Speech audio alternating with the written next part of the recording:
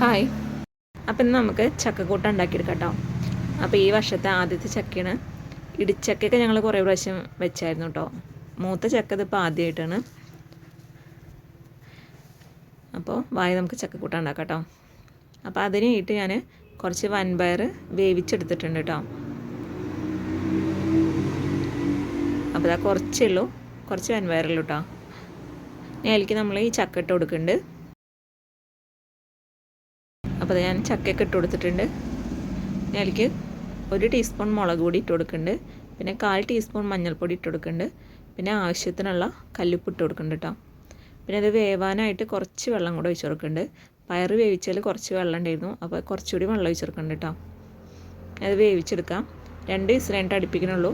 പെട്ടെന്ന് വെന്ത് കിട്ടുന്ന ചക്കയാണ്. അപ്പോൾ അതവിടെ വിസിലടിക്കട്ടെ. അപ്പോഴേക്കും നമുക്കതിലേക്ക് അരപ്പുണ്ടാക്കിയെടുക്കാം. അതിനായിട്ട് തേങ്ങ എടുത്തിട്ടുണ്ട്. പിന്നെ 4 അല്ലി വെളുത്തുള്ളി എടുത്തിട്ടുണ്ട്. 2 പച്ചമുളക് എടുത്തിട്ടുണ്ട് കേട്ടോ.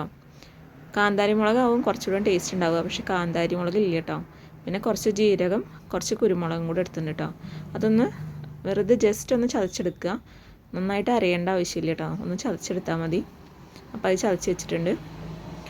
അപ്പോഴത്തേക്ക് ഞാൻ പോയിട്ട് കുറച്ച് കറിവേപ്പിലൊക്കെ പറിച്ചു കൊണ്ടുവന്നു കേട്ടോ. അപ്പോൾ നമ്മുടെ ചക്കയൊക്കെ വെന്ത് കിട്ടിയിട്ടുണ്ട്. ഇനി അതിലേക്ക് അരപ്പും കൂടെ ഇട്ട് കൊടുക്കാം കേട്ടോ. അത് നന്നായിട്ട് മിക്സാക്കിയിട്ട് ഒന്ന് തിളപ്പിച്ചെടുക്കാം. അപ്പോൾ ചക്കക്കൂട്ട നമ്മുടെ തിളക്കൽ തുടങ്ങിയിട്ടുണ്ട്. നന്നായിട്ടൊന്ന് തിള വന്നാൽ മതി കേട്ടോ. അപ്പോൾ നന്നായിട്ട് തിള വന്നിട്ടുണ്ട്. പിന്നെ അത് വാങ്ങിയിട്ടോ. ഇനി ഇത് കടുക് വറുത്തിടാം. അതിനായിട്ട് കുറച്ച് വെളിച്ചെണ്ണ ഒഴിച്ച് കൊടുത്തിട്ടുണ്ട്. അതിലേക്ക് നമ്മൾ കടുക് ഇട്ട് കൊടുത്തിട്ടുണ്ട്. കടുകൊന്ന് പൊട്ടി വരുമ്പോൾ കറിവേപ്പിലയും കൂടെ ഇട്ട് കൊടുക്കാം കേട്ടോ.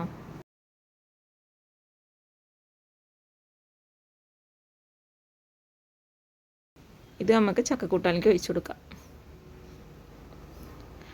അപ്പോൾ ചക്കക്കൂട്ടാൻ റെഡി ആയിട്ടുണ്ട് കേട്ടോ. അപ്പം നല്ല ചൂടുള്ള എരിവുള്ള ചക്കക്കൂട്ടാനും നല്ല മധുരമുള്ള ചായയും, അത് കട്ടൻ ചായ ആണെങ്കിലും പാലൊഴിച്ച ചായ ആണെങ്കിലും കേട്ടോ.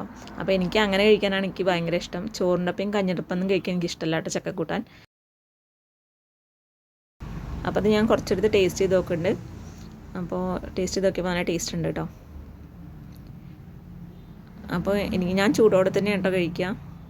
എനിക്ക് അതാണ് ഇഷ്ടം. അപ്പോൾ എല്ലാവർക്കും ടാറ്റാ.